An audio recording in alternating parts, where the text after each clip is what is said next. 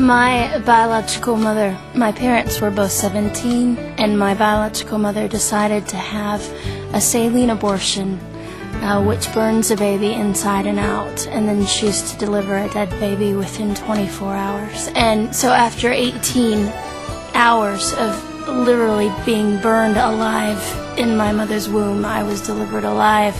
I should be blind and burned and obviously not here because my medical records state on them born during saline abortion. So the Lord, when your father and your mother forsake you, the Lord will take you up.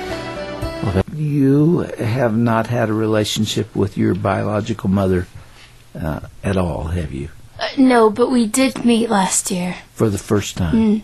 You're 30 years of age and you just met last year. How did it happen?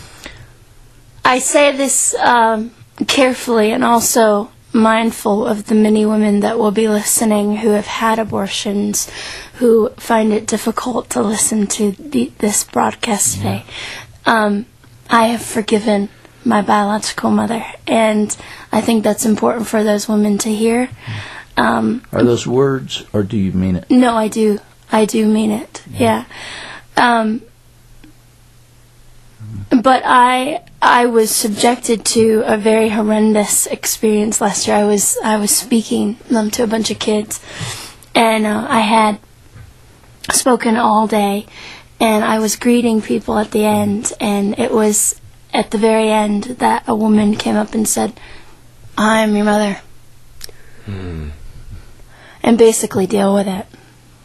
What and a shock. You had no preparation for it at all.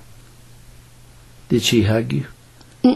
Actually, she just was filled with rage and hate.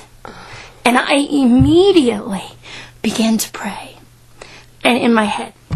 And I said, "You must need to hear me tell you that I forgive you for what you have done.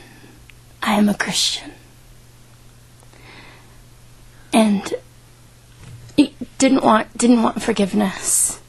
I said, and just screamed. I can't even remember all the words. Just so much hate.